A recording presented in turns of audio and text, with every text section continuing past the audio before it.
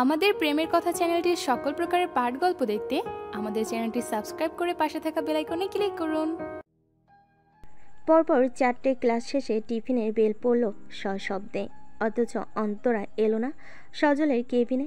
বেচারা সজল পথ চেয়ে বসে রইল অধীর আগ্রহে তার শ্যামার অপেক্ষায়, অথচ তার সমস্ত আশার জল ঢেলে ওই নিষ্ঠুর নারী ওর ছায়া অবধি মারালো না। ওদিকে ফার্স্ট পিরিয়ড শেষ করে সজল চলে যেতেই অন্তরা মুখ বাঁকিয়ে ভ্যাংচালো। অতঃপর ব্যাগপত্র গুটিয়ে নিয়ে বেরিয়ে গেল কলেজ থেকে। তার এখন অনেক কাজ। লাস্ট কিছুদিন ধরে ঝামেলায় পড়ে নিজের ব্লগিংগুলো ঠিকঠাক মতো করতে পারছিল না। আজ ওর সাউথ সিটি মলে ব্লগ বানানোর ইচ্ছে আছে। সেই পরিকল্পনা মতোই বেরিয়ে পড়ল নিজের গন্তব্যে। যার আগে শিয়ানা মেয়েটা শ্রাবণীকেও বাউকল দাবা করে নিয়ে বেরোলো। সারাদিনে দুজনে মিলে চুটিয়ে মজা করলো। অভির তরফ থেকে বারণ নেই বলে মুক্ত বিহঙ্গে নাই খোলা আকাশে উড়ল শ্রাবণী। অন্তরা অনেকগুলো ব্লগ বানালো, ঠিক করলো রাতে এডিটিং শেষ করে পোস্ট করবে সময় নিয়ে।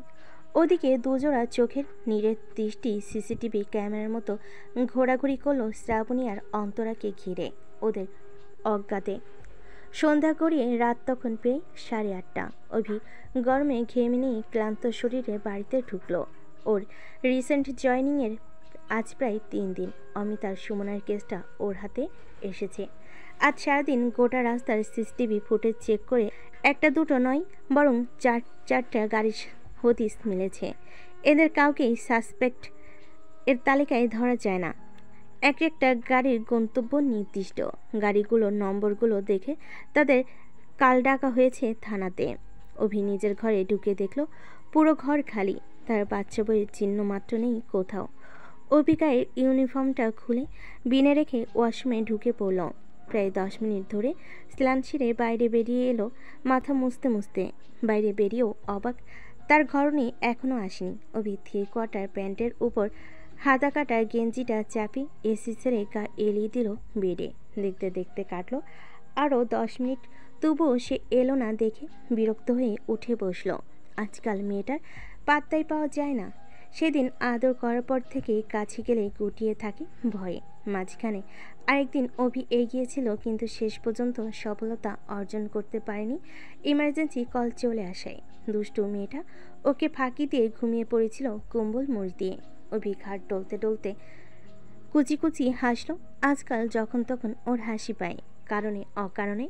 অভি নিজেকে নিজেই ব্যঙ্গ করে ধমকালো, রঙ্গ করে বলল, কিরে বুড়ো, তোর দেখি প্রেম এই বয়সে একেবারে উতলে উতলে পড়ছে।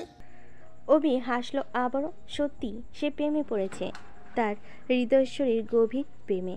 আয়নায় নিজের পেশিবহুল সৌষ্ঠব চেহারাখানা দেখে বুক চিতিয়ে দাঁড়ালো। বুকের মাঝে হাত ঘষে চোখ বুজে নিল আনমনে। এই বুকের সেদিন ওর ছোট্ট পাখি নরম দেহটাকে পিষে দিয়েছিল। পাখিটা ওর আদরগুলো নিতে গিয়ে খেয়ে হারাচ্ছিল বারে বারে। অভি সর্বাঙ্গ তত্তর করে আবারও গরম হয়ে উঠল। না, এখনই বউটাকে না হলে তার চলবে না। একটুখানি আদর দিতে না পারলে শান্তি পাচ্ছে না সে। অভি দুহাত পকেটে গুজে রুমের বাইরে বেরিয়ে এলো। সামনে অনিন্দিতাকে দেখে জিজ্ঞেস করলো, বাড়ির আর সবাই কোথায় রে?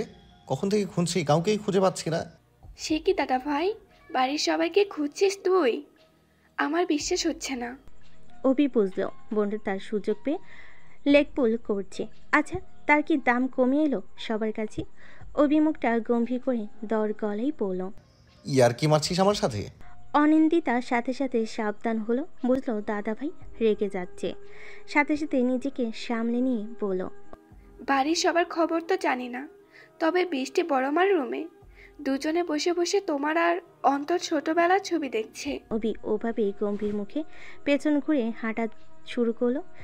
ভেবে খুশি হলো, যাক তাহলে মা আর তার বউ দেখি আজকাল ভালো মিল হয়েছে। অভি মায়ের ঘরে চাপানো দরজা ঠেলে ভেতরে ঢুকলো। রুমের ভেতরে হাসাহাসির প্রবল শব্দ বাইরে পর্যন্ত শোনা যাচ্ছে। ও ঢুকতেই সব থেমে গেল আচমকা। অভি ঘরে উপস্থিত মা, ঠাকুমা, অন্তরা আর শ্রাবণীকে দেখল। সবার মুখে ভীষণ উজ্জ্বল, তবে হাসির চাপার প্রবল প্রচেষ্টা অব্যাহত রয়েছে এখনও। অভি কৌতূহলী হয়ে কাছে এগিয়ে এলো। সবার মুখটা দেখে সন্দেহ মনে জিজ্ঞেস করলো, কি হচ্ছে এখানে? তার আগে বলো, তুমি এখানে কি করছো দাদু ভাই? কেন আমি আমার মায়ের ঘরে আসতে পারি না? বৃদ্ধ নয়নতারা নাতির কথার ভাঁজে স্পষ্ট মিথ্যার আভাস পেয়ে ফোক লাগালে মুচকি হাসলেন। অবির হাতে হাত রেখে বলেন, বুঝলে দাদু ভাই, আমার চুলগুলো কিন্তু এমনি এমনি হাওয়ায় পাকে নেই। তুমি যে কি জন্য এখানে এসেছো তা মোটামুটি আমাদের সকলেরই জানা। অবি ঠাম্মার কথাই চোখা চোখে তাকালো। বুড়িও যে সুযোগ বুঝে ওর পা ধরে টানছে বুঝতে বাকি রইল না আর। আজকাল যে সুযোগ পাচ্ছে সেই লাল কেল্লার লাল ঝান্ডা দিয়ে পেছনে মারছে ওর। অবি নিজেকে আবারও মিথ্যায় গাম্ভীর্যের ভং ধরা চাদরে মুড়ে ফেল ক্ষণিকে। উল্টো পায়ে রুমের বাইরে যেতে যেতে গমগমে চড়া গলেই বলে গেল, কেউ যে সারাদিনের ক্লান্তি নিয়ে বাড়ি ফিরেছে সে খবর রাখার মতো কেউ নেই আমার। অবি বড় বড় পা ফেলে বেরিয়ে গেল সেখান থেকে। নয়নতারার নাতির গোসা দেখে ভড়কালেন। শ্রাবণী পাংশুটে মুখের দিকে তাকিয়ে বলেন, বুঝলে নাতবউ, দাদু ভাই আমার সেই রেগে গেছে। আসলে বেচারা সারাদিন ক্লান্তি নিয়ে বাড়ি ফিরে এসে যদি কাছের মানুষটা যত্নতি না পায়, সে রাগ দেখাবেই। তোমার দাদা শ্বশুরও কিন্তু সেই রেগে যেত। যাও যাও, তাড়াতাড়ি যাও। শ্রাবণী তড়িঘড়ি করে ছুটল অভির কাছে। অন্তর আর বসল না, চলে গেল নিজের ঘরে। মনোরমা নয়নতারাকে তার ঘরে নিয়ে যাওয়ার পথে বলল, বুঝলেন মা, একদিনে যা বুঝলাম, শ্রাবণী মেয়েটা কিন্তু আসলেই খুব ভালো, তাই না? হবে না কেন বলো তো? আমার দাদু ভাইয়ের কপাল যে স্বয়ং বিধাতা নিজের হাতে লিখেছেন তাকে। ভালো তো তাকে হতেই হবে, তাই না? শ্রাবণী দৌড়ে ছুটে রুমে ঢুকে অভিকে পেল না। শ্রাবণী ব্যস্ত চোখ বুলে অভিকে খুঁজল আশেপাশে, কিন্তু সে লাপাত্তা। এর মধ্যে রাতের ডিনারের জন্য সবার ডাক পড়ল। একে একে সকলে এলো। অভিও নামলো বাবা কাকার সাথে কথা বলতে বলতে। শ্রাবণী মিসেস তুলিকা আর মনোরমার সাথে হাতে হাতে মিলিয়ে খাবারগুলো গুছিয়ে দিচ্ছিল টেবিলে, আর সেই সাথে আর চোখে বারবার তাকাচ্ছিল অভির অভিমানী মুখটার দিকে। অভি নিজের মতো খাবার খাচ্ছিল, অথচ ওর ষষ্ঠ ইন্দ্রিয় জানান দিচ্ছিল একজোড়া মায়াবী চোখ তাকে দেখে চলেছে। অভিমুখে অভিমান আর মনে হাসি নিয়ে খাবারটুকু শেষ করলো। অতপর শ্রাবণীকে সম্পূর্ণ উপেক্ষা করে চলে গেল উপরে। শ্রাবণী ব্যথা ভরা দৃষ্টিতে তাকিয়ে রইল অভির যাওয়ার দিকে। রাত প্রায় 10:30। শ্রাবণী বিছানায় বসে উসখুস করছে, অথচ অভি বারান্দার বেলকনি থেকে আসছে না। তখন থেকে একটানা ল্যাপটপে বসে টাইপ করে চলেছে। লোকটা যে অভিমান করেছে শ্রাবণীর বুঝতে বাকি নেই। প্রতিদিন লোকটা কাছে আসার জন্য ছুকছুক করে, নানান বাহানায় কাছে টানার চেষ্টা চালায়, কিন্তু আজ লোকটা ওকে এভাবে এড়িয়ে যাচ্ছে দেখে বুকটা পুড়ে ছাই হয়ে যাচ্ছে শ্রাবণীর। অনেকক্ষণ অপেক্ষা করার পর শ্রাবণী শেষ পর্যন্ত বিছানা থেকে নেমে এলো। বেলকনির দরজায় দাঁড়িয়ে উকি দিয়ে মৃদু কণ্ঠে ডাকল, এই যে শুনছেন? উফ, কি মিষ্টি ডাক! যেন সুরেলা বাঁশির সুর ভেসে আসছে দূর থেকে। অভির বুকটা জুড়িয়ে গেল শ্রাবণীর ডাক শুনে, কিন্তু মিছে অভিমানে মুখ ফুলে সে ডাকে সাড়া দিল না সে। শ্রাবণী প্রিয় মানুষটার অভিমানে ছটফটিয়ে উঠল। হৃদয় গহীনে অন্তঃস্থলে লণ্ডভণ্ড হলো সব কিছু। দুপা ফেলে অভির কাছে এগিয়ে এলো মেয়েটা। করুণ সুরে অপরাধী কণ্ঠে বলল, এই, আপনি রাগ করেছেন আমার উপরে? আমি তোমার কে হই যে রাগ করবো? তাছাড়া আমি যদি রাগ করেও থাকি তাতে তোমার কি? অভি না তাকে কাজ করতে করতেই জবাব দিল। এবার আর নিজেকে সামলাতে পারল না মেয়েটা। মন খারাপের তোপে ভেঙে চুরে গেল একেবারে। I am sorry, please please please আমাকে ক্ষমা করে দিন। এই কান ধরছি, আর কখনো এমনটা হবে না। শ্রাবণীর কথাই অভি মুখ তুলে তাকালো। চেয়ারে পিঠ এলিয়ে এক দৃষ্টিতে পলকিন চোখে চেয়ে রইল খানিকক্ষণ। ওকে, যাও ঘুমিয়ে পড়ো বলে আবার কাজে ব্যস্ত হলো সে। অভির এমন ঠান্ডা জবাবে শ্রাবণীর মন ভিজল না। লোকটা তাকে যে এড়িয়ে যাচ্ছে তা স্পষ্ট বুঝতে পেরে সেভাবে দাঁড়িয়ে রইল সেখানে। অভি বুঝল, কিন্তু কোনোরকমভাবে তাকালো না মেয়েটার দিকে। থাক দাঁড়িয়ে, জ্বলুক একটু, বুঝুক উপেক্ষা করলে কেমন লাগে। আপনার কাজ কখন শেষ হবে? কেন? অনেক রাত হয়েছে, ঘুমোতে হবে না? আমি তোমাকে জেগে থাকতে বলিনি। আপনাকে রেখে আমার ঘুম আসবে না। একথাই অভি ভ্রু কুঁচকে শ্রাবণীর মুখের দিকে তাকালো। অভিযোগের সুরে তাচ্ছিল করে বলল, রিয়েলি? আমাকে কাছে আসতে দাও না। আমার ছোঁয়া পেলে পালাই পালাই করো। আমি ছুঁয়ে দিলে অস্বস্তিতে কুঁকড়ে যাও। আমাকে সামনে দেখলে দূরে সরে থাকো। আমি কি বুঝি না ভেবেছো? আমার ছোঁয়াগুলো তোমার ভালো লাগে না, তাই আজকের পর থেকে আমি আর তোমার কাছে যাব না। যাও গিয়ে রিল্যাক্স হয়ে ঘুমাও। আমি আর যাই হই চরিত্রহীন নই। অভির অভিযোগগুলো শুনে যেন অপরাধবোধে জমে গেল শ্রাবণী। ইস, সত্যিই তো, সে মানুষটাকে সেই দিন কাছে আসার পর থেকে ক্রমাগত এড়িয়ে চলেছে। শ্রাবণী বুকে হাত চেপে বিছানায় এসে বসল। কি করে বোঝাবে সেদিন ব্যথা পাই মনে তার ভয় বাসা বেঁধেছে। মানুষটা কাছে টানলেই ওর আত্মবিশ্বাস হারিয়ে যায়, ভয়ের সমুদ্রে হারিয়ে যায় অনুভূতিগুলো। শ্রাবণী বুক ভরে শ্বাস টানল। আর নয়, এই দূরত্ব, সে মানুষটাকে আর দূরে নয় কাছে টেনে নেবে, তাও আজই। কিন্তু কিভাবে? এমন সময় আকাশের বুকে বিদ্যুৎ চমকে উঠল, সাথে সাথেই মেঘ ডেকে উঠল বিরাট আওয়াজ তুলে। শ্রাবণী মুচকি হাসল। আজ এই মানুষের অভিমান সে ভাঙিয়ে ছাড়বে। মেঘের ঘন ঘন ডাকের মাঝে দমকা হাওয়া দিয়ে হঠাৎ বিদ্যুৎ বিচ্ছিন্ন হয়ে গেল। সাথে সাথে অন্ধকারে তলিয়ে গেল গোটা বসবাড়ির চারিপাশ। অভি তড়িঘড়ি ল্যাপটপ শাটডাউন করে উঠে এলো ঘরে। ইনভার্টারের গোল্ডেন আলোয় শ্রাবণীকে ঘরে না পেয়ে থমকে গেল সে। গোটা রুমটা খালি, বিছানা একদম পরিষ্কার। অভি ওয়াশরুমে দরজা খুলে দেখল না, মেয়েটা এখানেও নেই। অভি চিন্তায় মাথায় হাত টেকালো, কোথায় গেল মেয়েটা? তখন কেমন মুখ লটকে দাঁড়িয়েছিল।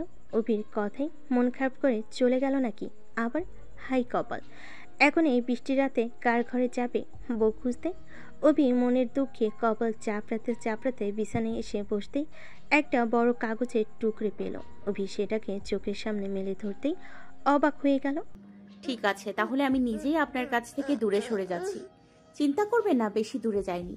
আপনার অপরাধের শাস্তিটুকু মাথায় নিয়ে ছাদে এসেছি। আপনি নিশ্চিন্তে থাকুন। শুভরাত্রি। অভি ফুস করে দম ফেলে ব্যস্ত পেয়ে ছুটল ছাদের দিকে। বউ তার অভিমানিনী হয়ে ছাদে চলে গেছে। এদিকে ঝড়ো হওয়া বইছে বাইরে। বৃষ্টি নামতে পারে যখন তখন। মাথায় একরাশ চিন্তা নিয়ে অভি যখন ছাদে পৌঁছালো ততক্ষণে বৃষ্টি শুরু হয়ে গেছে। হালকা বিদ্যুতের ঝলকানি আর অল্প স্বল্প মেঘের গর্জনের মাঝে ঝেপে এসেছে ঝুম বৃষ্টি। অভি ছাদের দরজায় দাঁড়িয়ে সামনে তাকালো, ব্যাকুল কণ্ঠে ডেকে উঠল, শ্রাবণী। শ্রাবণী ডাকে সাড়া দিল না।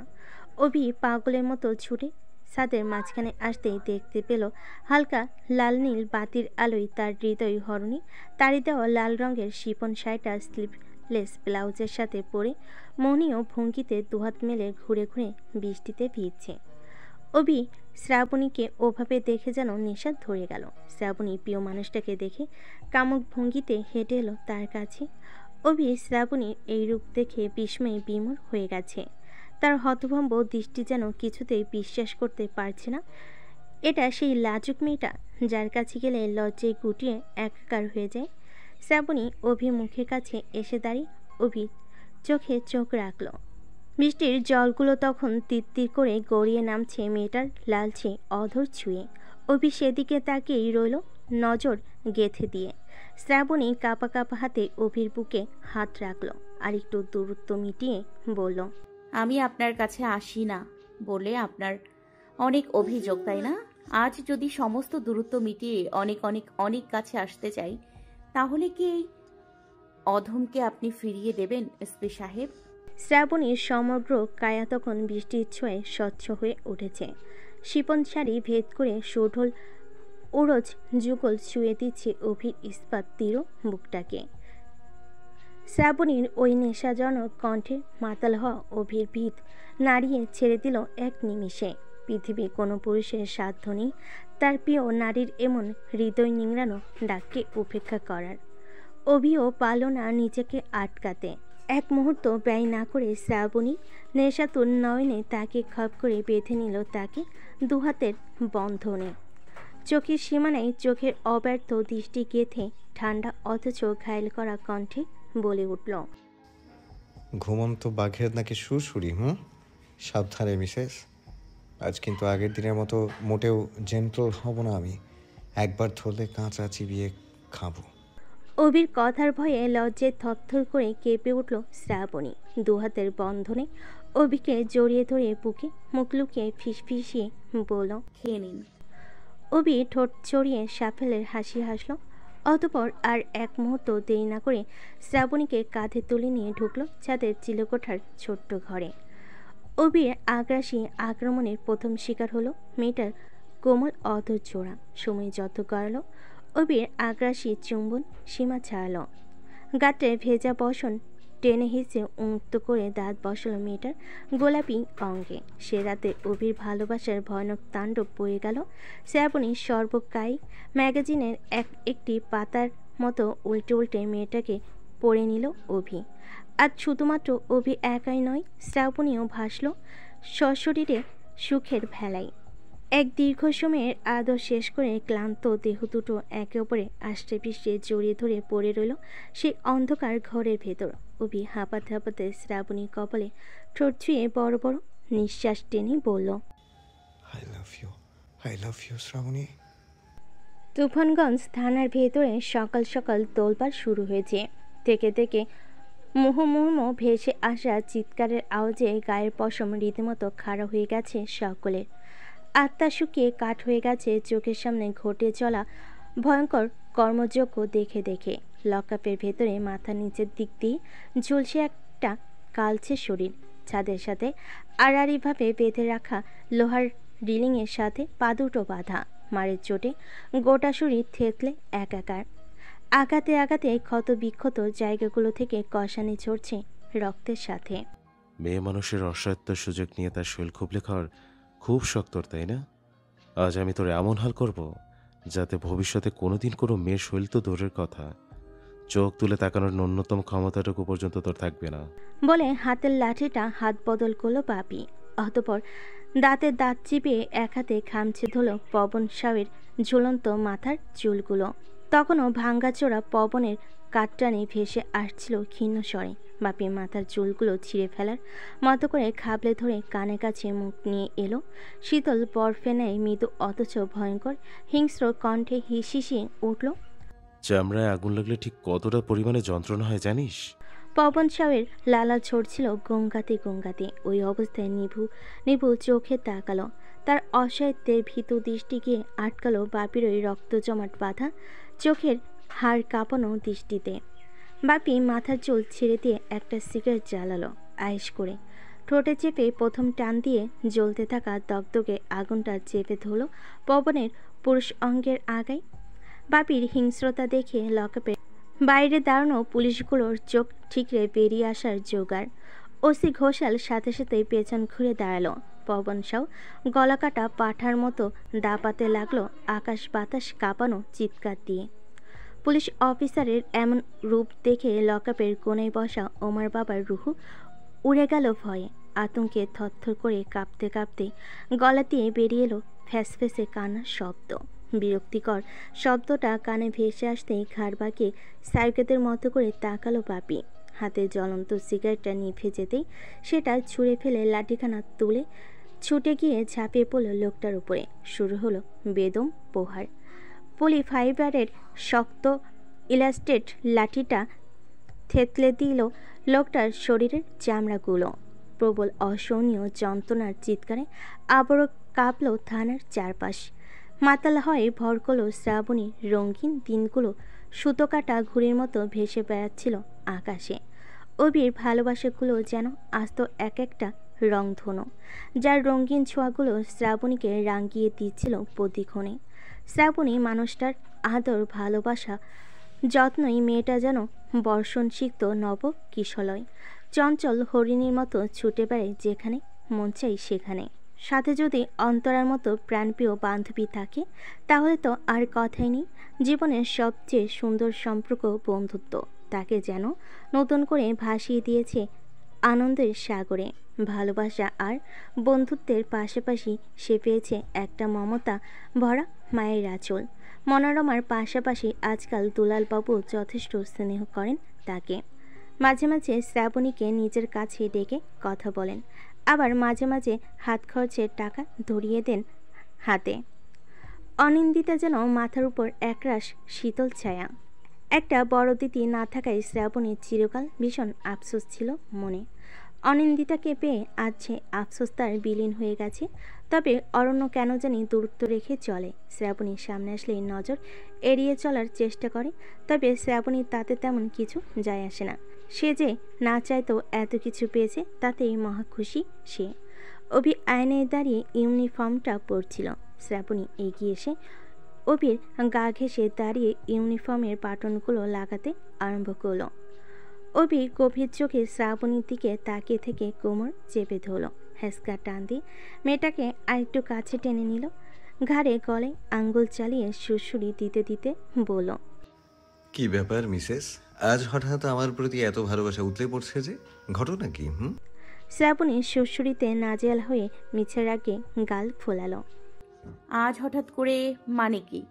আমি বুঝি আপনাকে কখনো ভালোবাসি না। সে বসো, তবে আজকের মতো করে না। এই 1 মিনিট, আমি তোমাকে আপনি আগে করে কথা বলতে বারণ করেছি না? শ্রাবণী চোখ বন্ধ করে জিভ কাটল মনে মনে। মুখে স্মিত হাসি ঝুলিয়ে বলল, সরি, মনে ছিল না। অভি শ্রাবণীর দিক থেকে নজর সরিয়ে আয়নায় নিজেকে দেখতে দেখতে বলল, এবার ঝেড়ে কাশো তো দেখি। মানে? অভি ছোট্ট করে ছাটা চুলগুলোতে আঙ্গুল দিয়ে ব্যাক ব্রাশ করতে করতে বলল, মানে হলো যা বলতে এসে এত মাখন লাগাচ্ছিলে সেটা বলে উদ্ধার করো। শ্রাবণী ভীষণ অবাক হয় মনে মনে। এই লোকটা কিভাবে যেন তার মনে সব কথা বুঝে ফেলে। মাঝে মাঝে তার মনে হয় এই মানুষটা মাইন্ড রিড করতে জানে। নয়তো কিভাবে বুঝলো আমি কিছু বলার জন্য তার কাছে এসেছি। শ্রাবণী ক্ষণকাল সময় নিয়ে ভেবে পড়ল, আমাকে একদিন একটু তুফানগঞ্জ নিয়ে যাবেন? কেন? আজ কতগুলো দিন হয়ে গেল বাবা মাকে ছেড়ে এখানে এসেছি। আমার না ওদের খুব দেখতে ইচ্ছে করছে, তাদের স্পর্শ করতে ইচ্ছে করছে। জানি এটা অসম্ভব, তবুও মনে হচ্ছে বাড়ির ভিটে গিয়ে দাঁড়ালে আমি তাদের দেখতে পাবো। হাওয়ায় ভেসে আসা শীতল স্পর্শে আমি তাদের ছোঁয়াগুলো অনুভব করতে পারবো। আমার সারা গায়ে মায়ের গায়ের মামা গন্ধগুলো আষ্টে পিষ্টে লেপটে লেগে যাবে। অভিভূর কুচকে শ্রাবণীর দিকে শীতল চোখে তাকালো। আমাকে নিয়ে যাবে প্লিজ? উফ, কি কাতর আবেদন! অভির বুকটা কাঁপিয়ে দিল শ্রাবণীর কথায়। শ্রাবণী ওভাবেই তাকিয়ে বলল, জানো বাবা মা না প্রায়ই আমার স্বপ্নে আসে। তারা কি যেন বলতে চায় আমাকে, কিন্তু আমি তাদের কথা কিছুতেই বুঝতে পারি না। তখন বাবা মার মুখটা কি যে অসহায় দেখায়। অভি অবাক চোখে তাকিয়ে রইল। শ্রাবণী অভির দিকে উদাস দৃষ্টিতে তাকিয়ে বলল, আচ্ছা, একটা কথা জিজ্ঞেস করব। বাড়িতে এত বড় আগুন লাগতে দেখে বাবা মা বেরিয়ে এলো না কেন? তোমরা সবাই বা এত নিশ্চিন্ত কিভাবে হলে তারা ওই বিধ্বংসী আগুনে পুড়ে মারা গেছে? এমনও তো হতে পারে তারা ওই আগুনে পুড়ে মারা যায়নি, তারা বেঁচে আছে অন্য কোথাও। তোমার কথায় যুক্তি আছে। তাহলে তুমি বলো, তারা কেন বাড়িতে আগুন দেখে নিজেদের বাঁচাতে বেরিয়ে এলেন না? আর সত্যি যদি তারা বেঁচে থাকেন, তাহলে ওই ঘটনার পর আজ পর্যন্ত তারা সামনে এলেন না কেন?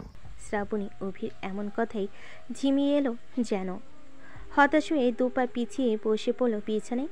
জলে টলমলে একজোড়া নত চোখে দৃষ্টিতে তাকিয়ে বলল, জানো তো, আমিও না এই একই প্রশ্ন বারবার করেছি নিজের কাছে, কিন্তু জবাব পাইনি। কিভাবে সেদিন বাড়িতে আগুন লাগলো? আগুন দেখেও কেন বাবা মা নিজেদের বাঁচানোর চেষ্টা করলো না? কেন তাদের আর্তনাদ কারো কানে পৌঁছালো না? এসব প্রশ্নগুলো প্রতিদিন আমার মস্তিষ্ক কুড়ে কুড়ে খায়। শ্রাবণী অশ্রুসিক্ত চোখে অভির দিকে তাকালো। মায়াভরা ভেজা কণ্ঠে আবদার জানালো, এসপি সাহেব, তুমি না অনেক বড় পুলিশ অফিসার, এই সব প্রশ্নের জবাব এনে দাও না প্লিজ। অভি ব্যথাত দৃষ্টিতে শ্রাবণীর দিকে। ইস, বেচারি মনে কত কষ্ট! বাবা মা হারানোর মতো কঠিন যন্ত্রণা ঠাসা রয়েছে পড়তে পড়তে। অভি দুপা হেঁটে এসে শ্রাবণীকে বুকে জড়িয়ে নিল। শ্রাবণীও প্রিয় মানুষটার আহ্লাদ পেয়ে দুহাতে চাপটে ধরল পেট, মুখ গুজে দিল আবেশে। তার যে এটা একমাত্র ভরসার জায়গা, যেখানে নিজেকে সঁপে দিতে পারে নিশ্চিন্তে। অভি আজ কথা বলার ভাষা হারিয়েছে। কি জবাব এনে দেবে সে এই মেয়েটার আবদার মেটাতে সে জানে না। কিভাবে বলবে তার বাবা মা এমনি এমনি মারা যায়নি, তাদের খুন করা হয়েছে। তার বাবা মেয়ের খুনি এই জয়দেব চৌধুরী। শুধুমাত্র প্রমাণ নেই তাই জানোয়ারটাকে কিছু বলতে পারছে না সে। অভিযোগ বন্ধ করে কঠিন দীর্ঘশ্বাস ছাড়ল। মাথায় হাত বুলাতে বুলাতে বলল, আমি আমার সর্বোচ্চ দিয়ে চেষ্টা করছি তো সোনা। আশা করি খুব শীঘ্রই গোটা ঘটনার মূল পর্যন্ত পৌঁছাতে পারবো, কারণ এই রহস্যের সমাধান না করা পর্যন্ত আমি কোনো মতেই শান্ত হব না। শ্রাবণী অভির পেট থেকে মুখ তুলে তাকালো। অভি শ্রাবণী ভেজা চোখ দুটো মুছে দিয়ে বলল, নাও এবার রেডি হয়ে কলেজে যাও, আমারও এদিকে লেট হয়ে যাচ্ছে। আর হ্যাঁ, আজ পারলে কলেজ শেষ করে সুমনার কাছে যেও, ওর নাকি তোমার সাথে দেখা করার ইচ্ছে হয়েছে।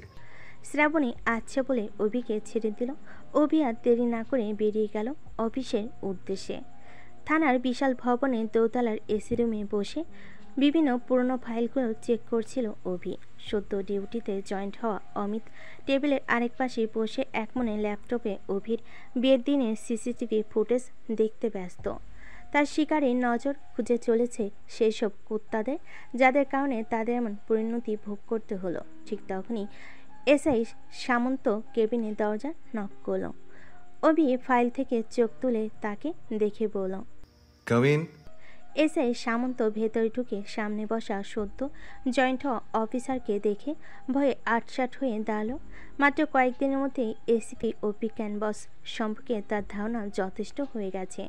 তার সদ্য করা কর্মকাণ্ডগুলো পেপারে নিউজে শুনে এসেছিল এতদিন পর, কিন্তু জীবনও ভাবিনি এই লোক তার সিনিয়র হয়ে এই থানায় দায়িত্ব নেবে। এখন কথা হলো, এই লোক যা সব ভয়ঙ্কর সব কাজকর্ম করে বেড়ায়, তাতে করে কোনো সিক্রেট অপারেশন করতে গিয়ে তার জানটা নিয়ে না আবার টানাটানি শুরু হয়ে যায় শেষ পর্যন্ত। ভেবে একটা দীর্ঘশ্বাস বেরিয়ে এলো বুক চিরে। আসলে বাচ্চাওয়ালা মানুষ তিনি। তার যদি কিছু হয়ে যায় তখন তার ছোট ছোট বাচ্চাগুলোর কি হবে, এই ভাবনাটাই তার চিন্তার মূল কারণ।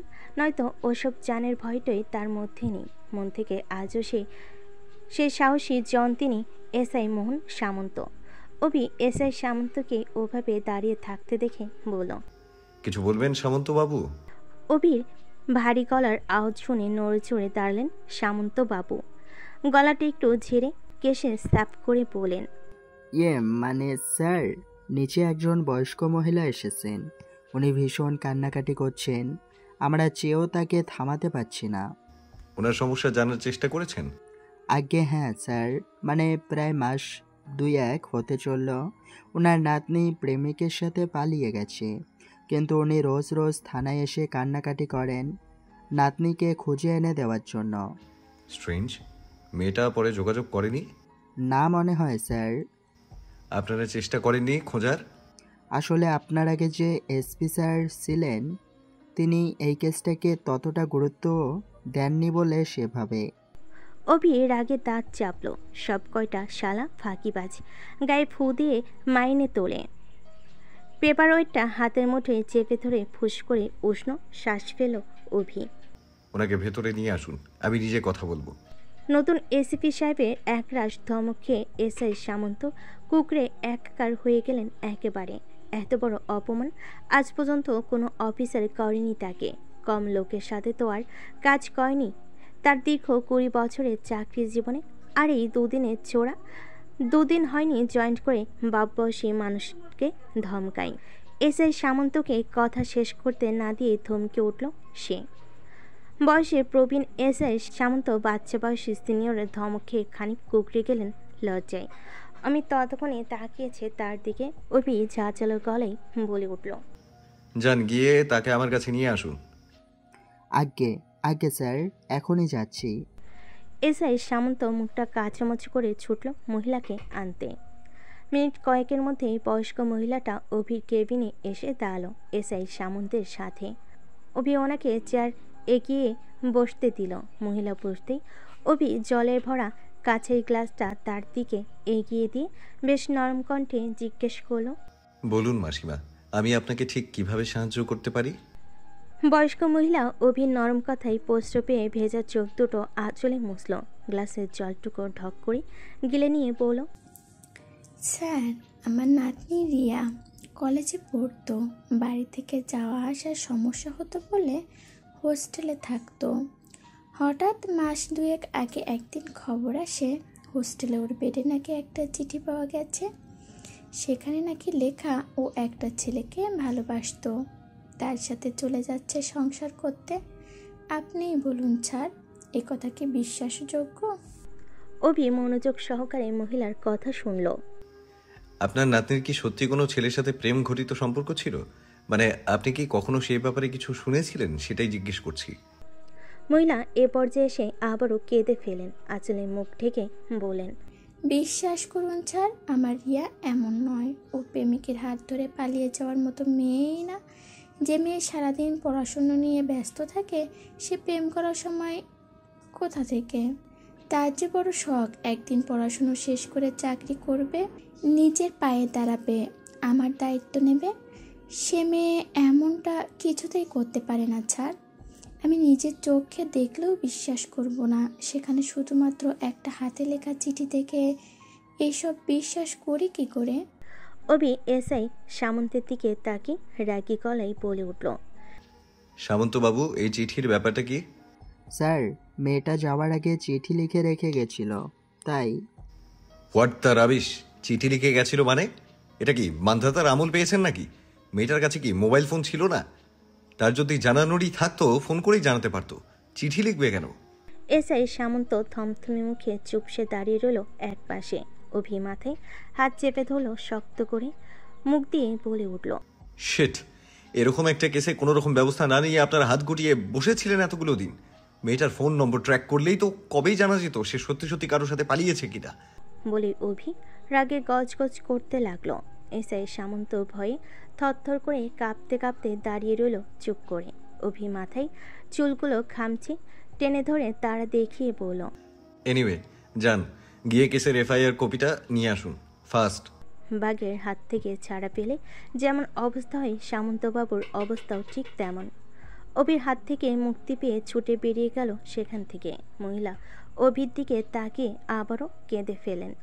দুশ্চিন্তায় ভরা কাতর কণ্ঠে বলে উঠলেন, স্যার, আমার দৃঢ় বিশ্বাস মেয়েটার নিশ্চয় ভয়ানক কোনো বিপদ হয়েছে। মা মরা মেয়েটা আমার একমাত্র মেয়ের শেষ চিহ্ন। বড় কষ্টে এই বুকে জড়িয়ে মানুষ করেছি তাকে। আমার শেষ জীবনের একমাত্র ভরসা সে। স্যার, দয়া করে আমার নাতনিকে আপনি খুঁজে এনে দিন। আমি সারা জীবন আপনার কেনা গোলাম হয়ে থাকবো। অভি মহিলার কথার জবাবে কোনো রকম উত্তর দিল না। ওভাবেই দুহাতের উপরে কপাল ঠেকিয়ে উপায় খুঁজতে লাগলো। এর মধ্যে এসআই সামন্ত তস্ত্র পায়ে ঢুকলেন সেখানে। কপিটা অভির সামনে রেখে দাঁড়াতেই অভি হুকুম চালো, তাড়াতাড়ি গাড়ি বের করুন সামন্তবাবু। কেন স্যার? আমরা এই মুহূর্তে রিয়ার হোস্টেলে যাচ্ছি।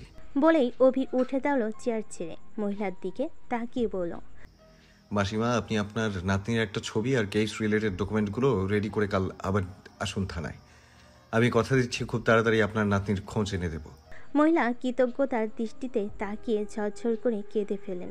অভির দিকে তাকিয়ে হাত জোর করে বলেন, অনেক অনেক ধন্যবাদ স্যার। আপনাকে স্বয়ং ভগবান পাঠিয়েছেন। আজ 2 মাস ধরে এই বয়সে থানার চক্কর কাটতে কাটতে আমার জুতোর তলা খসে গেছে। জানেন স্যার, কত কেঁদেছি, অথচ কেউ আমার কথা শুনতে চায়নি। রোজ রোজ আসতাম বলে কেউ কেউ তো বিরক্ত হয়ে জেলে ভরার ভয় পর্যন্ত দেখিয়েছে। অভি মহিলাকে শান্ত করতে তার পাশে এসে দাঁড়ালো। হাতে হাত রেখে নরম গলায় বলল, প্লিজ শান্ত হন, আমি দেখছি কতদূর কি করা যায়। আজ ক্লাসে ঢুকে চোকাচুকি হতে সজল অন্তরার দিকে কেমন যেন অন্যরকম দৃষ্টিতে তাকালো। অন্তরা সজলের সেই দৃষ্টি মনে মনে বেশ ভরকালো। সজল আজ আর তেমন কিছুই বলল না। একসময় ক্লাস শেষ হতেই সে আনমনে বেরিয়ে গেল। আজ কলেজ শেষ করে অন্তরা আজ শ্রাবণী সুমনার কাছে যাবে বলে বেরিয়ে কি যেন একটা দরকারে বাজার মেগা মার্টে ঢুকলো। সেখানে আচমকা শ্রাবণী এক ব্যক্তির সাথে ধাক্কা খেয়ে পড়তে নিলে ব্যক্তিটা তাকে ধরে পড়া থেকে বাঁচালো। অন্তরা খানিক সামনে হেঁটে এগিয়ে গিয়েছিল ও ছুটে এলো তস্ত্র পায়ে। ও মা বৃষ্টি, তুই পড়ে গেলি কিভাবে? ততক্ষণে শ্রাবণী ডান হাতের কোনোই চেপে ধরেছে ব্যথায়। গলা দিয়ে বেরিয়ে এসেছে আঘাত লাগার আর্তনাদ। অন্তরা তড়িঘড়ি ওকে নিয়ে বসালো একটা জায়গায়। লোকটা ততক্ষণে দৌড়ে পাশের সব থেকে একটা ঠান্ডা জলের বোতল কিনে এনে সামনে বাড়িয়ে ধরতে শ্রাবণী আর অন্তরা ছেলেটার মুখের দিকে তাকালো। ছেলেটা বড্ড করুণ চোখে তাকিয়ে অপরাধী কণ্ঠে বলে উঠল, সরি ম্যাডাম, আমি বুঝতে পারিনি এভাবে ধাক্কা লেগে যাবে। I am extremely sorry. শ্রাবণীর কোনোই চুইয়ে ততক্ষণে ফোটা ফোটা লাল তরল বেরিয়ে এসেছে। অন্তরা তা দেখে সে কি রাগ। দেখতে পাননি মানে? ইয়ার্কি মারছেন আমাদের সাথে? কপালে এত বড় বড় দুটো চোখ, তাও নাকি উনি দেখতে পাননি। যত সব ফালতু। ছেলেটা অন্তরার কথায় মুখ নামিয়ে আনলো চিবুকে। অভিব্যক্তিতে তার অপরাধী ভাব। শ্রাবণী ছেলেটার অমন নত দৃষ্টি দেখে অন্তরার হাত চেপে ধরল। তাকে চোখ শাসিয়ে মুখে স্মিত হাসি এসে ছেলেটাকে বলল, ইটস ওকে, কোনো ব্যাপার নয়, আমি ঠিক আছি। ছেলেটা শ্রাবণীর কথায় মুখ তুলে তাকালো, বলল, না না ম্যাডাম, আপনি একদমই ঠিক নেই। কোনোই কেটে অলরেডি রক্ত বের হচ্ছে। আপনি আমার সাথে প্লিজ মেডিকেলে চলুন। ওইখানে ব্যান্ডেজ না করলে এখনই ইনফেকশন হয়ে যাবে। শ্রাবণী না না করে মানা করলো। সে ছেলে নাছোড়বান্দা হয়ে জোর করতে লাগলো। ঠিক তখনই একজনের কণ্ঠ শোনা গেল, সুরজিৎ, কি করছো এখানে?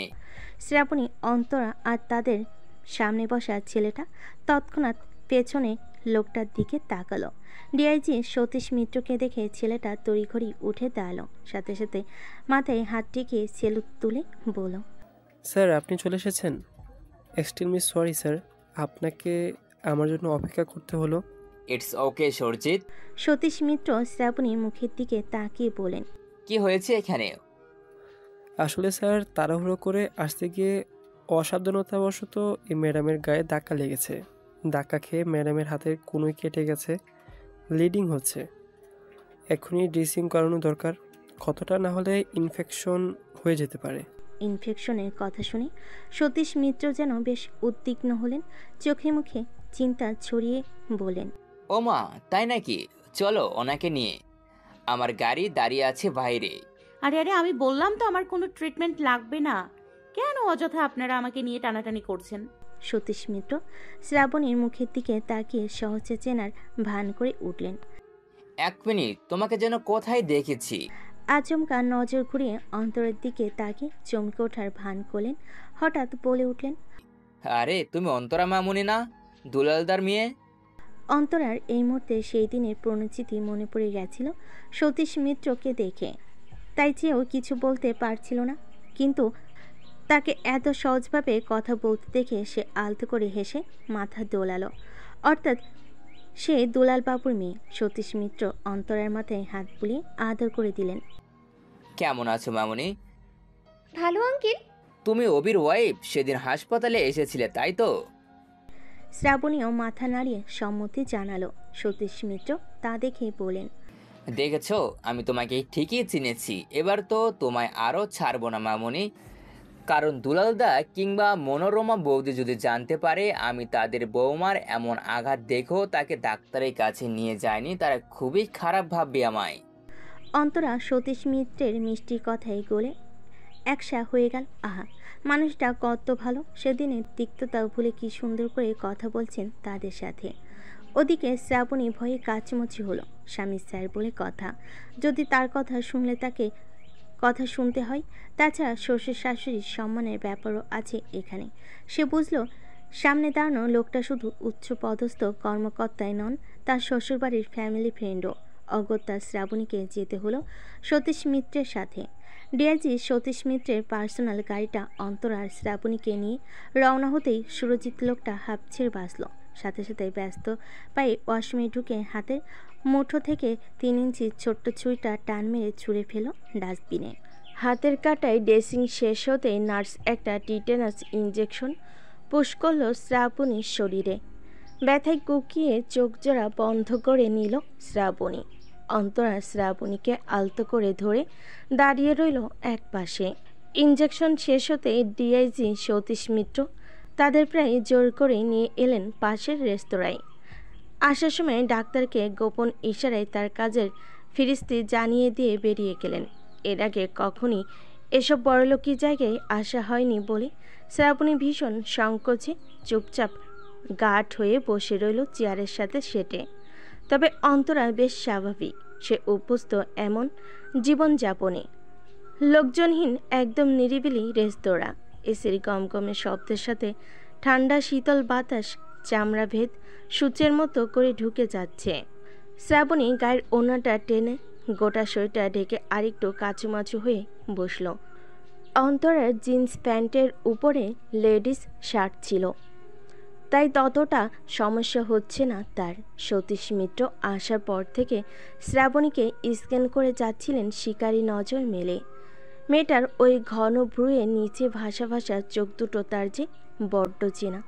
এই তো সেই মায়াবী চোখজোড়া যার অপার মায়ে একদিন হারিয়েছিলেন নিজেকে। সতীশ মিত্র মনে মনে নিজেকে প্রস্তুত করলেন পরিস্থিতির মুখোমুখি হতে। যে কোনো মূল্যে তার এই রহস্যের জবাব চাই। কে এই মেয়ে? কী উদ্দেশ্য নিয়ে সে এসেছে? কে তাকে পাঠিয়েছে? যদি তার মনের সন্দেহ সঠিক হয় তাহলে সে কাউকে ছেড়ে দেবে না। অতীতে যে ভুল সে করেছে সেই ভুলের মাসুল দিতে নিজের সুন্দর বর্তমানকে সে কখনোই শেষ হতে দেবে না। কথায় আছে, প্রিভেশন বেটার দ্যান কিওর। সমস্যার উপরে উপরে সমাধান না করে গোড়া থেকেই শেষ করে দেবে দরকার হলে। অনেকক্ষণ ধরে শ্রাবণীর পান পাতার মতো ভরাট মসৃণ মুখখানার দিকে তাকিয়ে সতীশ মিত্র অতপর গলা ঝেড়ে নজর কাড়লেন। আচ্ছা শ্রাবণী, তোমার বাপের বাড়ি তাহলে তুফানগঞ্জ, তাই তো? শ্রাবণী মাথা নেড়ে সম্মতি জানালেন। সতীশ মিত্র ফের প্রশ্ন করলেন, কলকাতা এসেছো এর আগে কখনো? শ্রাবণী মাথা নেড়ে না জানালো। আচ্ছা, তোমার বাবার নাম কি? সুবোধ সরকার।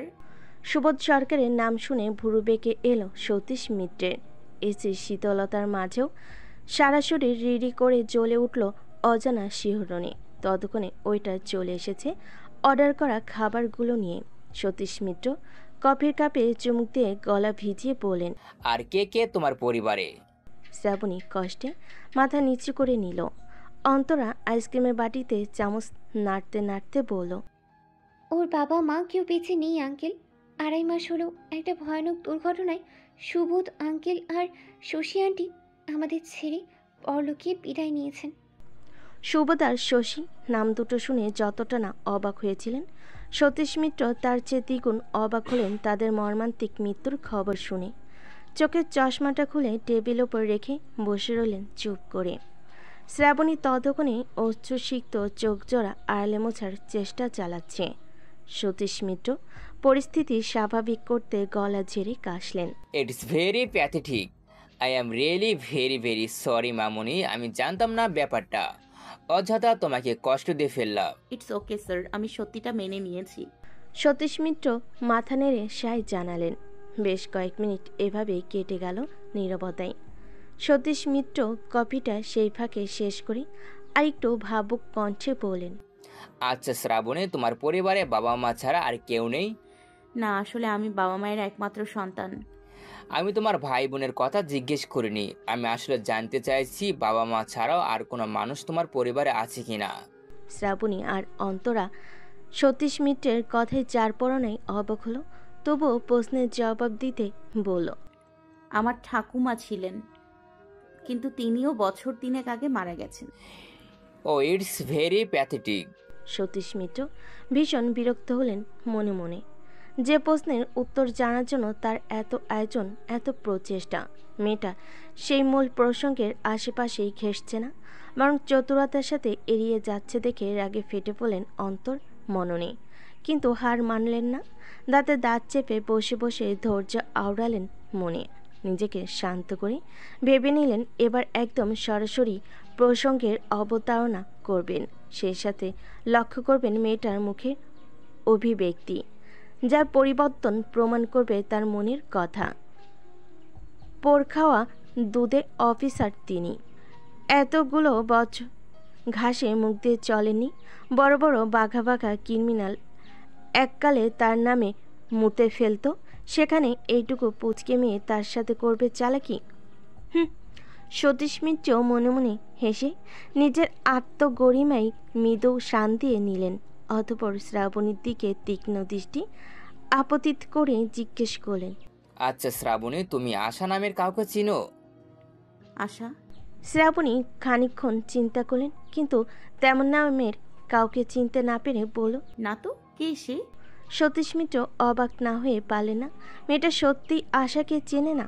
না না, নাকি না চেনার ভান করছে? সতীশ মিত্র গলা ঝাড়া দিয়ে বলেন, ছিল আমার পরিচিত একজন, আসলে তাকে একদম অবিকল তোমার মতো দেখতো, তো তাই ভাবলাম তুমি তার রিলেটিভ কেউ কিনা। Good evening sir. আমি তো ভাবতেই পারছি না আপনি এত সহজে আমার ওয়াইফকে মেনে নিয়েছেন। বলে সতীশ মিত্রের পাশের চেয়ার টেনে শ্রাবণীর মুখোমুখি বসল অভি। অভি আচমকা আগমনে শ্রাবণী সহ সতীশ মিত্র দফায় দফায় চমকে উঠলেন। তবে অন্তরার সেদিকে হেলদোল নেই। সে আইসক্রিমের বাটিটা টেনে নিয়ে মজা করে খাচ্ছে। অভি চোখে আটা কালো রোদ চশমার ভেতর দিয়ে তীক্ষ্ণ চোখে তাকিয়ে বলল, তো মিসেস, আপনি তো ভীষণ ব্যস্ত মানুষ দেখছি। এত বড় একটা অ্যাক্সিডেন্ট হলো অথচ একটা বারও মনে মনে করে জানানোর সময় করে উঠতে পারলেন না। অভির অভিমানী কথাই মাথাটা নুয়ে এলো শ্রাবণীর। অপরাধবোধের গ্লানিগুলো খচখচ করে সূর্যের মতো গেঁথে গেল মেয়েটার মনের অন্তঃকরণে। বেচারির মুখখানা অন্ধকার করে অস্পষ্ট স্বরে বলে উঠল, সরি, আমি আসলে। থাক, আমি আপনার কাছে কোনো এক্সপ্লেনেশন চাইনি। শ্রাবণী আর কোনো কথা বলল না। তার বোঝা হয়ে গেছে মানুষটা ঠিক কতটা পরিমাণ রেগে গেছে তার উপরে। অভি সতীশ মিত্রের কুচকানো চামড়ার থমথমে মুখটার দিকে তাকে স্মিত হাসল। কি বলে যে আমি আপনাকে ধন্যবাদ দিব বুঝতে পারছি না। এনিওয়ে, আমার ওয়াইফকে নিয়ে সময় মতো চিকিৎসা করানোর জন্য আপনাকে অনেক অনেক ধন্যবাদ স্যার। এবার তাহলে অনুমতি দিন, আসি। বলে উঠে দাঁড়ালো অভি। ততক্ষণে শ্রাবণী আর অন্তরাও উঠে দাঁড়িয়েছে যাবার জন্য। অভি শ্রাবণীর দিকে না তাকিয়ে একদম ঘাড় উঁচু করে গটগট পা ফেলে এগিয়ে গেল সামনের দিকে। শ্রাবণী অভির মুখ ফুলিয়ে চলে যাওয়ার দিকে এক পলক তাকিয়ে দীর্ঘশ্বাস ছেড়ে সতীশ মিত্রের দিকে তাকালো। কাচের চুরির মতো স্বচ্ছ রিনরিনে আওয়াজ তুলে আদুরে ভরাট গলায় বলল, ধন্যবাদ স্যার। আজ আপনি না থাকলে সত্যি যে কি হতো আমি জানি না। একদিন সময় করে বাড়িতে আসবেন প্লিজ। আসছি। বলে দুজনে বেরিয়ে গেল একসাথে। মিনিট কয়েকের মধ্যেই একদম শুনশান নীরবতায় ঢাকা পড়ল গোটা রেস্তোরাঁর সেকেন্ড ফ্লোর। আজকের আয়োজন তার ইতি টেনেছে অভির অকমরসাত আগমনে। তার জানা যে আরও অনেক বাকি ছিল। সবই তো শুরু করেছিল, কিন্তু সতীশ মিত্রকে একা বসে থাকতে দেখে একজন ওয়েটার এগিয়ে এলো কাছে। আস্তে করে জিজ্ঞেস করলো, আর কিছু লাগবে কিনা? সতীশ মিত্র রাগের চোটে আঙ্গুলগুলো মুঠোয় পাকিয়ে অকমরসাত টেবিলে বসিয়ে দিলেন ধাম করে। সাদা ক্লোথের নিচে পাতানো স্বচ্ছ কাচের মর্মর করে চির ধরে গেল তাতে। ওইটার ভয়ে কেঁপে উঠল থরথর করে। সতীশ মিত্র খ্যাপা বাঘের মতো তার দিকে তাকিয়ে চিৎকার করে উঠলেন, গেট লস্ট ইউ বাস্টার্ড, আর ই উইল শুট ইউ। আজ আবারও অভির গাল ফুলেছে। 40% রাগে, বাকিটা অভিমানে। তাও যে সে কারণে নয়, এত বড় একটা ঘটনা অন্য কারোর মুখ থেকে জানার কারণে। ভাগ্যিস মেডিকেয়ারে সে সময় সজল ছিল। সে তাদের দেখে যদি তাকে সময় মতো না জানাতো তাহলে এই গাধি দুটো কখনো তাকে জানানোর চেষ্টা করতো না। চেপে হজম করে ফেলতো মনে মনে। বাড়ি ফিরে অভির রাগের একচোট শিকার হয়ে অন্তরা চরমভাবে ঘায়েল। মনোরমা থেকে শুরু করে বাড়ির সবাই মিলে দফায় দফায় বকাই রাগে অভিমানে কাঁদতে কাঁদতে ঘরে দরজে এঁটেছে বেচারি। সকালের আগে তা খোলার সম্ভাবনা নেই বলেই চলে। রাত 11টা।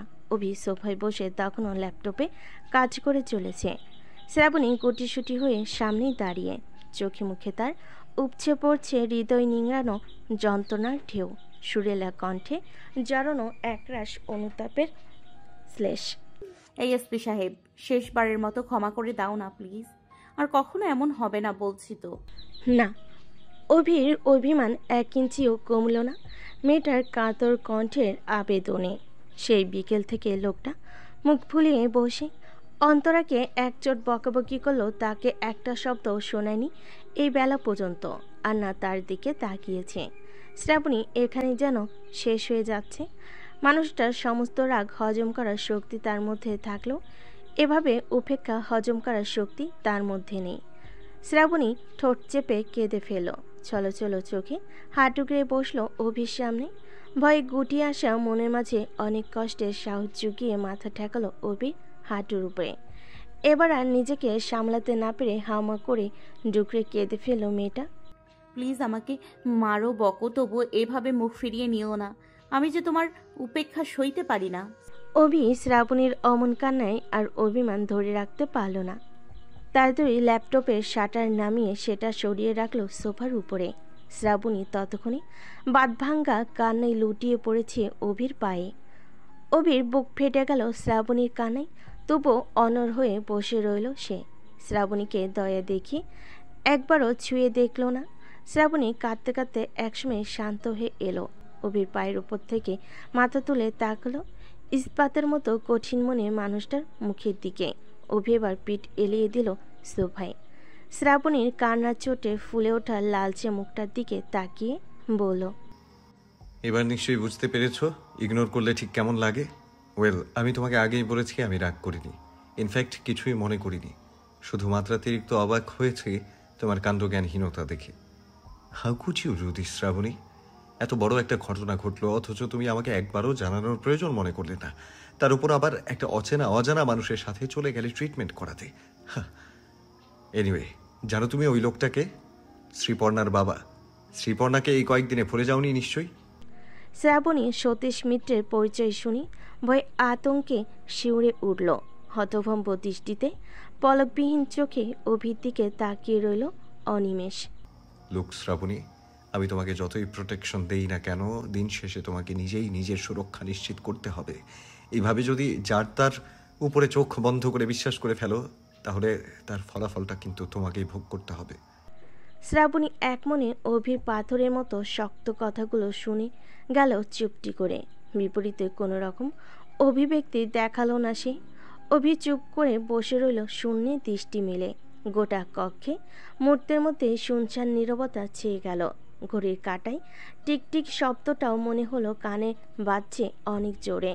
একসময় অভি বসা থেকে উঠে দাঁড়ালো, দু কদম সামনে পা বাড়িয়ে বলল, অনেক রাত হয়েছে, কাল সকালে আমার অনেক কাজ, ঘুমোতে এসো।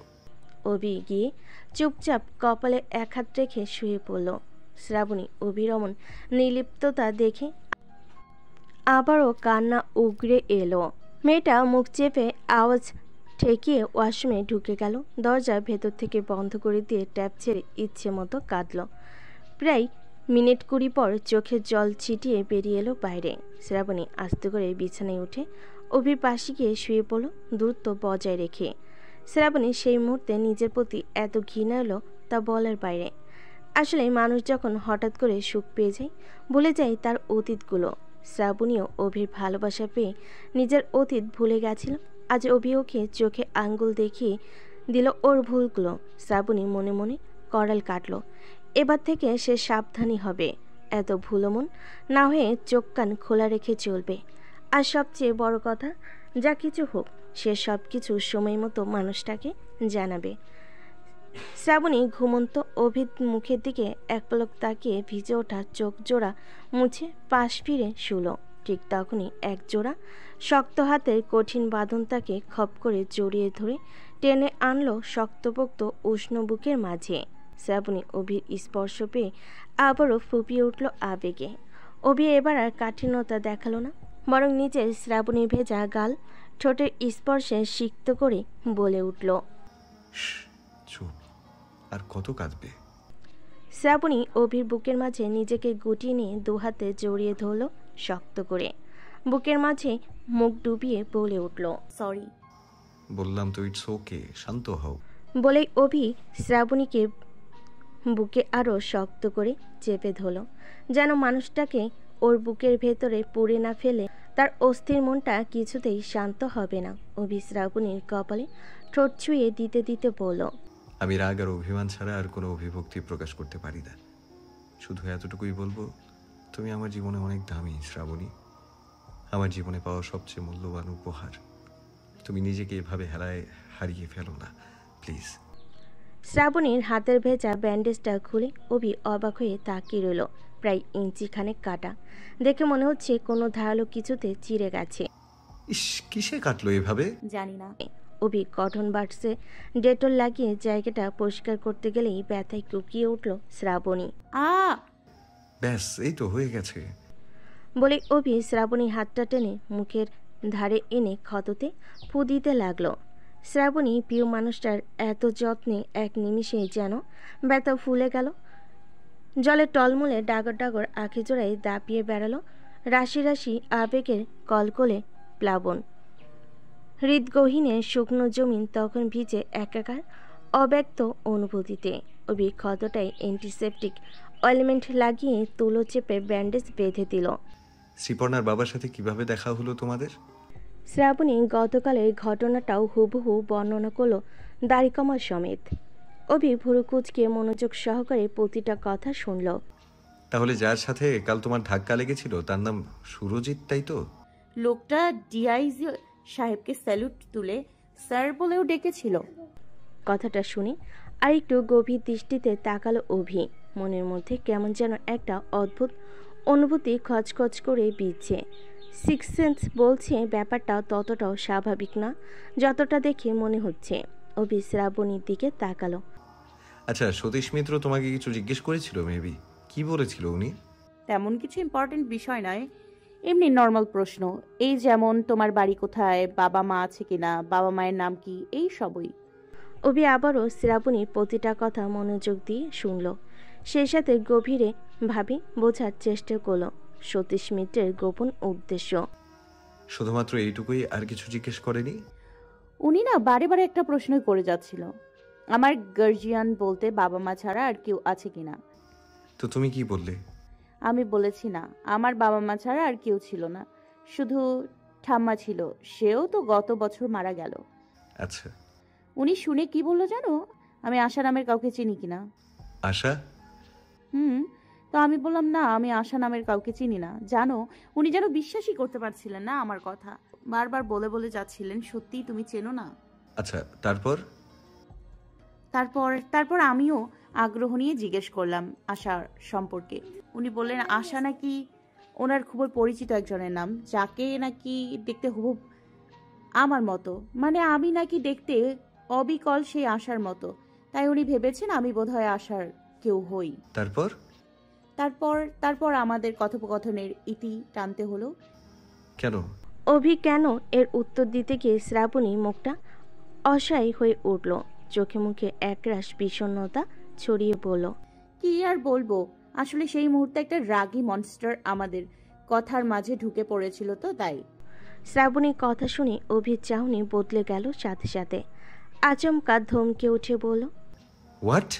আমি রাগী মনস্টার? শ্রাবণী অভির বদলে যাওয়া চেহারায় রাগের আভাস পেতে লাফ দিয়ে উঠে দাঁড়ালো, কিন্তু দুর্ভাগ্যবশত পালাতে পারল না বেচারি। ততক্ষণে ওর নরম পেলো ফর্সা হাতের কবজি কয়েদ হয়েছে অভির শক্ত হাতের মুঠোয়। কথায় আছে, যেখানে বাঘের ভয় সেখানে সন্ধে হয়। বাঘের খাঁচায় আটকা পড়লে যেভাবে মুরগি বেচারি ছটফটায়, ঠিক তেমনি করেই শ্রাবণী ছটফট করতে শুরু করলো। অভি শ্রাবণীকে এক হ্যাঁচকা টানে কোলের উপর বসিয়ে দুহাতে জাপটে ধরে লেপটে চেপে ধরল সোফার সাথে। শ্রাবণী হাত দুটো এক হাতের শক্ত মুঠিতে চেপে ধরে মাথার উপরে তুলে ঝুঁকে এলো নিচে। আরেক হাতে শ্রাবণী ভীত মুখটা খামচে ধরে হিসিসি উঠল। এবার বলো আমি যেন কি? শ্রাবণী শুনল কিন্তু জবাব দিতে পারল না। অভির এমন গেরিলা আক্রমণে দিশারা মেয়েটা জবাব দেবে কি? ভয়ে তার থরথর কাঁপন তুলেছে সারা শরীরে। অভি শ্রাবণীর শক্ত করে বুজে রাখা চোখের দিকে তাকে ফিক করে হেসে ফেল। মেয়েটা এত ভয় পায় তাকে, ভয়ে কেমন ফ্যাকাশে হয়ে গেছে দেখো।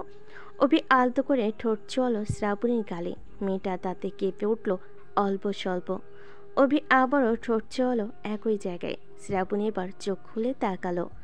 অভির হাস্যরসিক মুখটা দেখে বুঝল লোকটা তাকে সুযোগ বুঝে বোকা বানিয়েছে। শ্রাবণী অভির হাসি দেখে অভিমানে গাল ফোলালো। অভি হেসে ফেল তা দেখে। অভিমানে টইটুম্বুর মেয়েটার অদর ছুঁয়ে নাক ঘষে ভেজা গলায় বলল, আমি রাগী মনস্টার হই আর ভয়ঙ্কর বিধ্বংসী আগুন। আমার সমস্ত সত্তার চূড়ান্ত সমাপ্তিকে বলে আপনাতেই, বুঝলেন মিসেস? এই কথা সবসময় মনে রাখবেন। কে বলে ভালোবাসি কথাটা মুখে বলে শুধু ভালোবাসার বহিঃপ্রকাশ হয়? কারো কাছে নিজেকে উজাড় করে সমর্পণ করা কি ভালোবাসার বহিঃপ্রকাশ নয়? অভির স্বীকারোক্তিটা যেন শত সহস্রবার ঝঙ্কার তুলে বাড়ি খেল শ্রাবণীর কর্ণপদ্মায়। মন জমিনে ভিজে মাটিতে লুটিয়ে পড়ল ভালোবাসার উষ্ণ সোনালি রোদ্দুর।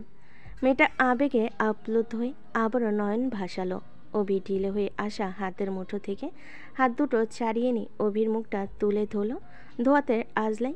ডাকর চোখের মায়াবী চাহনি ছুঁড়ে আবেগের আশ্লেষে চোবানো ভরাট কণ্ঠে বলে উঠল, আপনার চূড়ান্ত পরিসমাপ্তির দায়িত্বটুকু নিতে পেরে আমি ধন্য হয়ে গেলাম। আমার হৃদয়েশ্বর, আপনিও মনে রাখবেন, আপনার ওই বিধ্বংসী রাগের ভয়ঙ্কর অগ্নিতে এই শ্রাবণীর প্রতিটা সত্তা বারবার হাজারবার জ্বলে পুড়ে ধ্বংস হতে রাজি। অভি আবেশে ডুবে শ্রাবণীকে বুকে জড়িয়ে ধরল। আবেগ ঢালা জড়ানো গলায় বলে উঠল, তুমি জানো না মেয়ে, তুমি কি কাজ করেছো। প্রস্তুত রেখো নিজেকে আমার অসহ্য ভালোবাসার অনরে নিত্য পোড়ার তরে। এই জীবনে কিন্তু আর মুক্তি নেই তোমার। অভির আলিঙ্গনে আবদ্ধ হয়ে হেসে ফেল শ্রাবণী। মানুষটার বুকের পাঁজরে নিজেকে আরও গাঢ়ভাবে মিশিয়ে নিয়ে বলে উঠল, মুক্তি কে চাইছে? স্বয়ং আগুনকে ভালোবেসে আপন করেছি মশাই। পালিয়ে নয়, বরং পুড়েই পৌঁছে যাব সুখের ঠিকানায়।